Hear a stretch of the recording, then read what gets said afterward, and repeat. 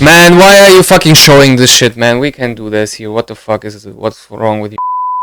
Hi everyone and welcome to another video on this channel, and today we gonna do another reaction video, and this video is called "Is Berlin the coolest city in Europe?" This video is from Dots on the Map, and yeah, so please share some love if you like the video, and let's see what it got to say. Maybe it's a bit long with 30 minutes, so maybe we're gonna do two parts. Yes, so let's see what we got.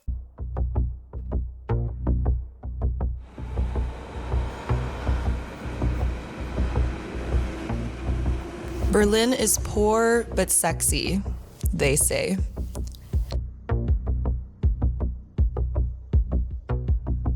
It's not as polished as the other European capitals.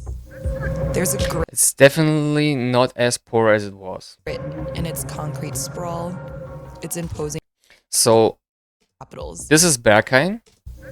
There's a grit in its concrete And here, where Uber is written, used to be Berghain. sprawl, Note that. its imposing architecture, its perpetually gray skies. Few tangible remnants of the past remain, yet the weight of history hangs heavy in the air. So for all you people that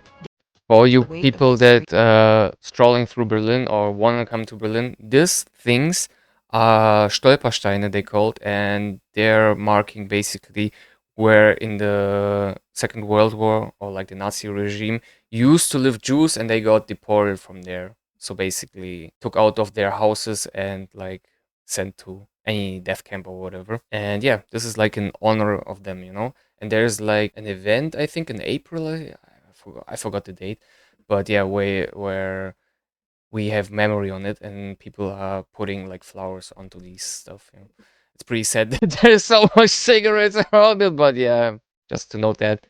Hangs heavy in the air.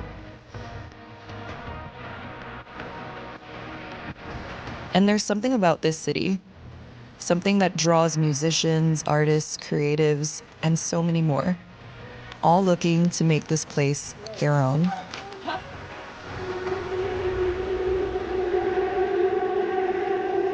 Some artistic shots here. The adult playground. Yeah, definitely an adult playground. Berlin has been reborn from its own ashes time and time again. Leveled by bombs in World War II, split apart both metaphorically and physically during the Cold War, then reunited again. Each upheaval wiped the slate clean, leaving space for reinvention. The result is a constantly transforming place, constructed by individual imaginations, where past and present coexist, and where people have had more So this is, I gotta say, this is Holzmarkt, like a huge play venue basically next to Kata Blau. It's all one company, and I got to say this is one of the few, like, I would say, cultural places, or like a cultural a cultural institution that like preserved the vibes of Berlin. I know it's like a bit industrialized and a bit commercialized, but still it has like its DIY vibe, but it still is like polished and like consumable, because in Berlin there's a lot of people having this like excuse, doing a DIY but doing it really hardcore shit, you know, and pretending like they're hippies, but they're just like frauds in my eyes, you know, because like, you know, in Berlin nobody got to pretend like this real DIY and being shit, you know, because like Berlin is the fucking tourist place, and you will earn money if you do anything here related to that shit, you know. So there's really no reason like to be like a hobo vibe shit. opportunities than in most places to do with the city what they will. Yeah, this is RAW Gelände, and this is like bullshit. Hate this place. Never been there. And I never been there seriously. I walked there, through there in a few clubs, but my initial impression of Berlin is that it feels a lot like the Sims game. And for those of you who don't know what that is, it is a video game where you are essentially the master of your own universe. You can build your own cities and communities, essentially just live out your wildest fantasies. And Berlin is a lot like this. The fall of the Berlin Wall in 1989 marked a pivotal shift. East and West came back together, and this new unified Berlin was cheap, with lots of space. Years of stagnation under Soviet rule had left the East with abandoned buildings that Berliners could claim, legally or illegally. The result is creative hubs around the city like Raw, a revitalized train depot turned cultural center. This is a teledisco. It's one of those things that are pretty unique to Berlin. You can find them all over the city. And we're gonna go inside.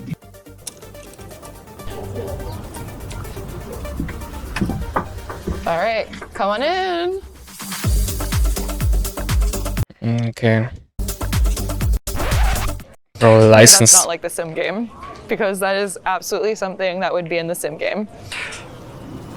But I got to say, Era Vigeland is exclusively tourist place. Harsh opinion, but correct me if I'm wrong.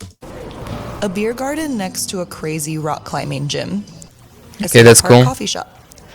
An old warehouse turned hipster flea market. Oh, this is Mahala. This is our good friends. Hey, I think, oh my god, we've been there. Crazy. We've been there and sold our t-shirts there. Crazy. This is like a Fetzenmarkt in Mahala. Check it out. I think it happens once a quarter. Recreational areas. Here, you see Techno Team. Oh my god, there's Techno Team here. Oh my god, so funny. Is there something new or anybody? I don't know. But there was like this guy. He looks like fucking Johnny Depp, and he like sang all day long, and it was so funny. Good singer. It was really entertaining, I swear to God. Full of playground structures, quirky installations, interactive art. Berlin feels like adults were let loose with the freedom to do whatever they wanted. It's self-indulgent. It doesn't take itself too seriously. Hence, why Berlin is like The Sims. Yeah, Berlin is not only like The Sims, it's like a fucking NPC spawning point. Artists and musicians make Berlin an incredible city to live in and explore. During our stay, we saw more live performances than we've seen in the last 5 years. Many performers take to the streets, while inside underground DIY cash-only venues, local bands played genre-bending music surrounded by crowds of people that are certainly cooler than you. And some of the performances were, well... I wouldn't say they're certainly cooler than you. A lot of people here are just really like NPCs, I would say. Sorry for saying this, but you know, they pretend to be cool, but they have like no Inhalt, no value in them. Whatever value they have, but you know, just there staying and don't know where to go. But I'm in Berlin and I'm cool, you know. Interesting. What the fuck is this shit? And for anyone who says punk rock is dead, they clearly haven't been to Berlin.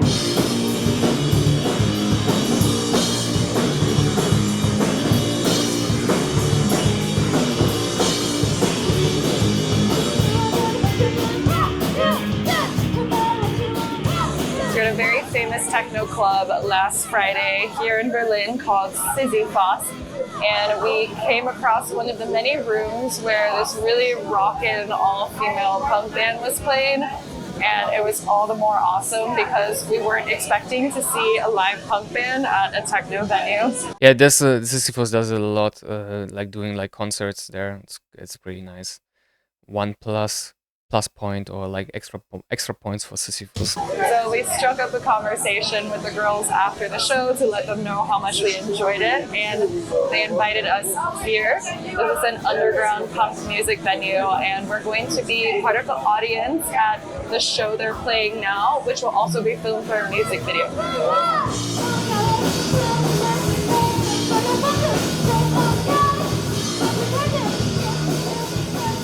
Kawaka. Both sick of men in bands, so that's why also we like decided to have a all-female band, and it was like very important to us. And you two write all your own music then together, yes. Like everything's like that's really cool. So Pissed Tonight, I heard the story.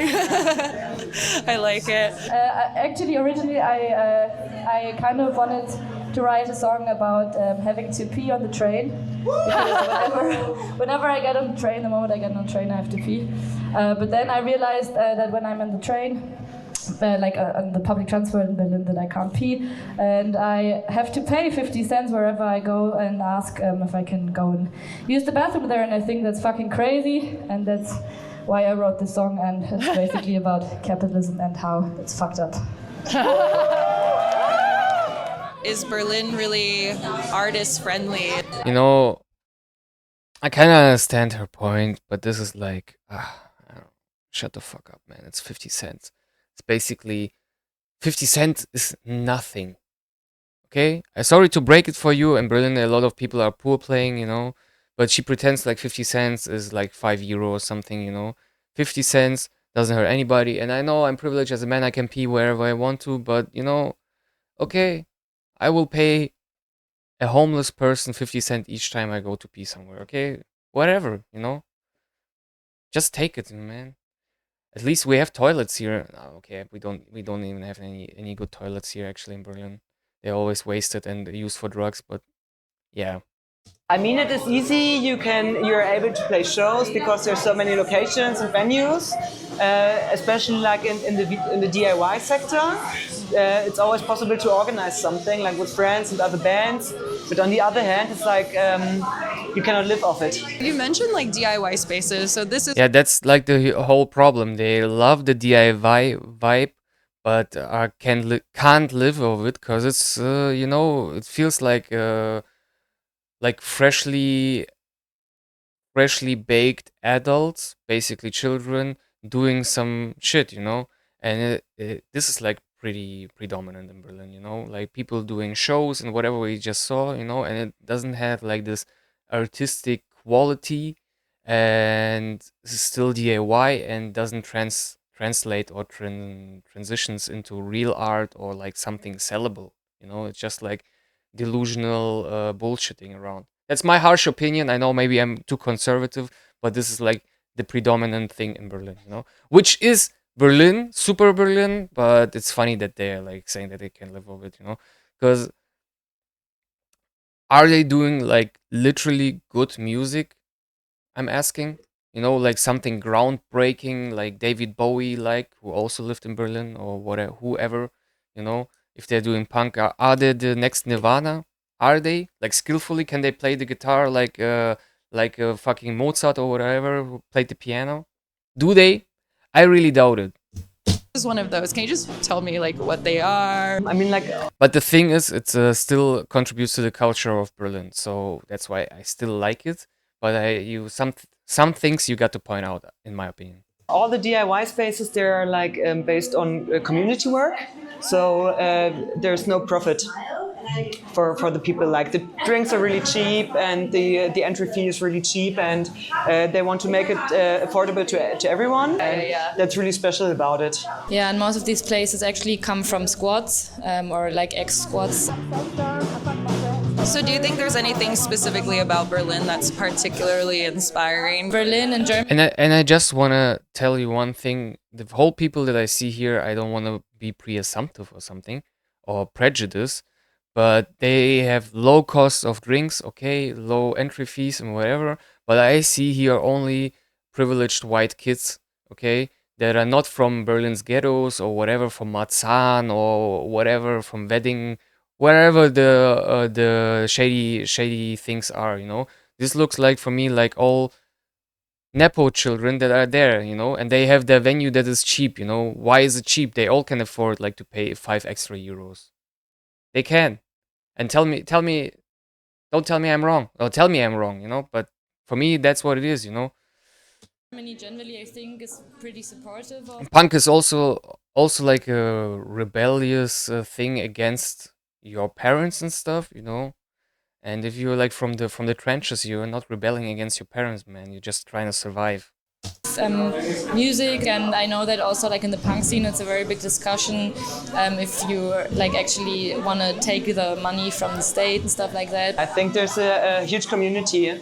Like we know a lot of people, and they know us, and it's like really, like really good community space, like inside our bubble. I feel that we're really part of the Berlin punk scene, and that's really nice.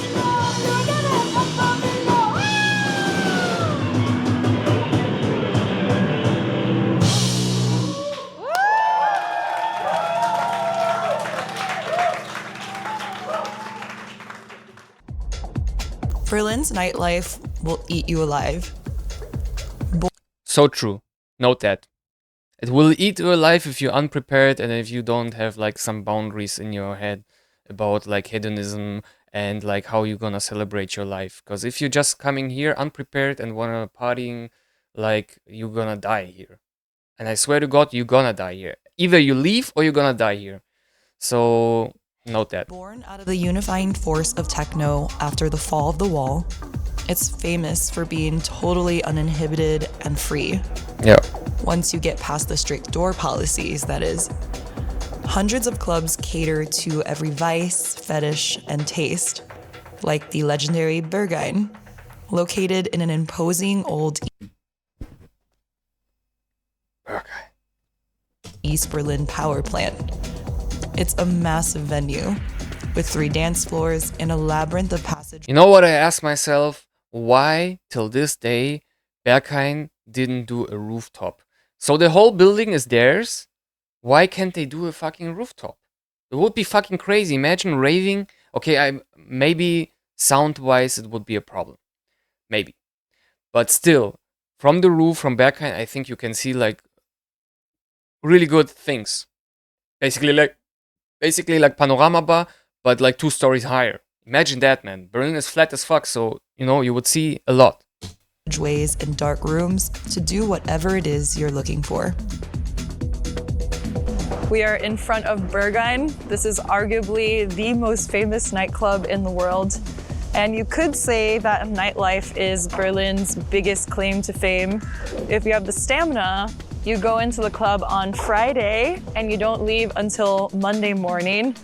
And the venues here are out. Yeah, that's not true anymore. Friday is an external party, usually an external party, and Saturday the Berghain Club Nacht starts.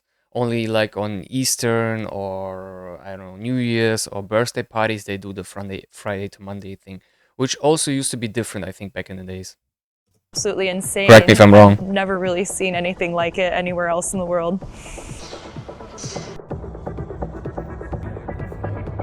Berlin nightlife is notoriously difficult to navigate, and Berghain is really the prime example of why. I think it's not difficult to navigate. I think the popular spots are pretty obvious. It's just difficult to get into Berghain. The rest is easy peasy, lemon squeezy, and the only thing is like huge queues. You know, if you go to KitKat, yeah, just buy a harness at the code or wherever you want to, but don't go to the code. Or you go to Sisyphus, the only problem will be the huge lines. Rejection rate here Huge is rumored to queues, be around 50%. huge lines. The huge lines are gonna be a real problem. Custodians of this culture, so they're usually these kind of intimidating looking German guys. They're wearing sunglasses, and the criteria they use to judge people is not exactly clear. They kind of look you up and down, either nod yes or shake their head no. We have been both accepted into Berghain and rejected from it in the same day. We came on a Sunday and waited in line for an hour and a half at 8 in the morning, and were told no. We returned later in the afternoon, waited in line for another 3 hours, and were let in. So I'm not sure what changed. Who waits 3 hours for a club, man? We had the same doorman and everything, but apparently the second time we were deemed cool enough to enter this club. Man, why are you fucking showing this shit, man? We can't do this here. What the fuck is it? What's wrong with you, man? Unparalleled. It's intoxicating. But you have to be careful. Otherwise, you might completely lose yourself.